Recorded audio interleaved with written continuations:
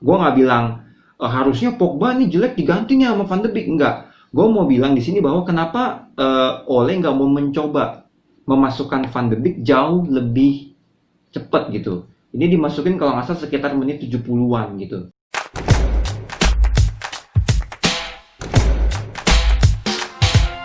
What's up ya squad, back with me again, Eduardo Adam. Selamat datang kembali di channel gua. Di video kali ini gua mau ngobrol-ngobrol sedikit sama kalian.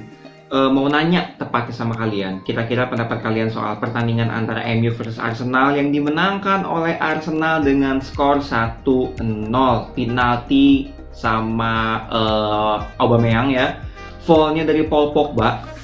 Gimana pendapat lo semua mengenai pertandingan kali ini? Langsung aja komen di bawah, gue pengen denger. Seperti biasa, gue mau diskusi. Dan kalau menurut gue, awal-awal gue cukup kaget sama formasi yang dipasang sama kedua tim. Gue mau coba ngomongin dari MU dulu ya.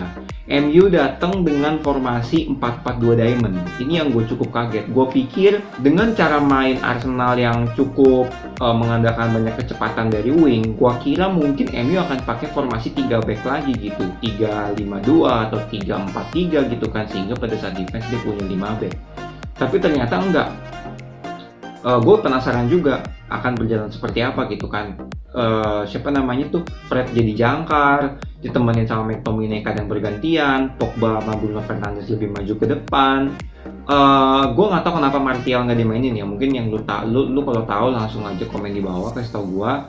Cuma kalau gue ngelihat pola game kayak gini main lawan Arsenal, temponya jadi lambat banget ya. Maksud gue gini loh, MU itu kan dulu sebelum ada Bruno Fernandes kan terkenal dengan kalau misalkan mereka main cepet pakai counter kan itu cukup menyeramkan gitu kan. Terbukti ada beberapa tim yang kalah dengan gaya main counter attack dari Ole ini gitu kan. Nah semenjak datang Bruno Fernandes itu kan stylenya rada berubah dikit tuh. MU jadi lebih bisa megang bola, jadi lebih ada kreativitas di lini tengah lah di sepertiga akhir, dan itu kebetulan memang kelihatan berhasil gitu kan. Nah sementara di laga kali ini sampai Pogba diturunin barengan sama Bruno Fernandes pun juga gue nggak ngeliat ada kreativitas yang luar biasa wah banget di sepertiga akhir pertahanan Arsenal gitu kan. Memang kalau gue lihat fokusnya memang si MU ini mainnya lewat wing banget gitu kan, dimana ada Luke Shaw, ada Wan-Bissaka juga di situ di kiri maupun kanan. Cuma lagi-lagi gue nggak lihat apa ya, nggak Bruno Fernandes nggak terlalu keluar di sini gitu, apalagi Pogba gitu ya. Gue nggak ngomong Pogba salah dari penaltinya, tapi gue ngelihat kayak selama dia dipasang, gue nggak ngelihat ada sebuah hal yang wah gitu dari seorang Pogba seperti apa yang dia tampilkan di timnas Prancis maupun di Juve dulu gitu. Nah, yang lebih mengejutkan gue lagi adalah kembali lagi kenapa Ole telat untuk mencoba. Gue nggak bilang harusnya Pogba nih jelek diganti nih sama Van de Beek, enggak. Gue mau bilang di sini bahwa kenapa Ole nggak mau mencoba memasukkan Van de Beek jauh lebih cepat gitu. Ini dimasukin kalau nggak salah sekitar menit 70-an gitu. Itulah yang maksud gue gini loh. Ketika memang lu udah buntu, at least lu harus mencoba gitu kan, mencoba mengambil resiko itu gitu. Kenapa nggak dicoba gitu masukin Donny Van de Beek? Terbukti kan tadi ada beberapa peluang dari Van de Beek gitu kan. Itu yang maksud gue, kenapa gitu nggak dicoba.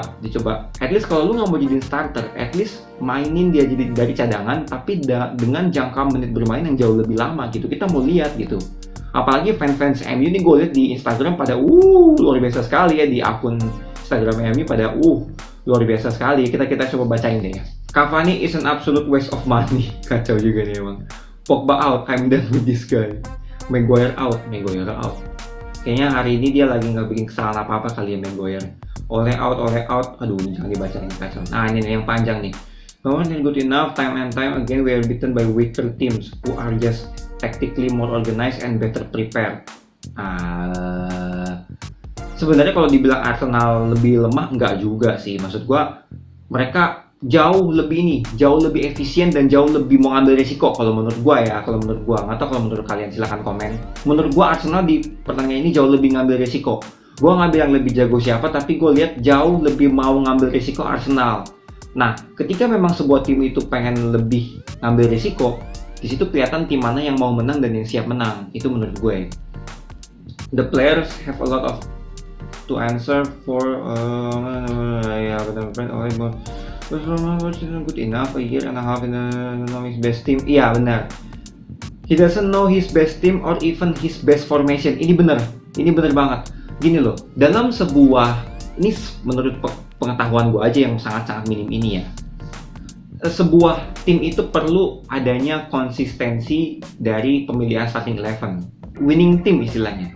Kalau lu mau ganti, itu cuma dikit-dikit gitu, dan itu sangat-sangat jarang dan sangat-sangat opsional. Contoh misalkan melawan tim-tim tertentu, nggak setiap lu ngelawan tim lu merubah formasi, lu lawan tim berikutnya lu rubah lagi formasi, nggak gitu loh. Nah kalau gue lihat MU ini hampir setiap kali lawan itu pola permainannya berubah-ubah terus gitu. Itu yang menurut gue juga bingung. Ini sebenarnya Ole ini apa, antara dia memang nggak tahu taktiknya, atau mungkin dia beradaptasi dengan lawannya, atau mungkin apa? Karena kita sampai sekarang pun juga belum gue belum tahu pasti pola pemikirannya dia seperti apa sih dalam menentukan starting 11 gitu kan. Padahal pemainnya juga nggak banyak pemain inti dia yang cedera gitu kan. Inconsistency wins nothing. If he can get the best out of this very expensive set of players, then we need a manager that can. And please sell Pogba. Whatever we can get for him, just ship him out.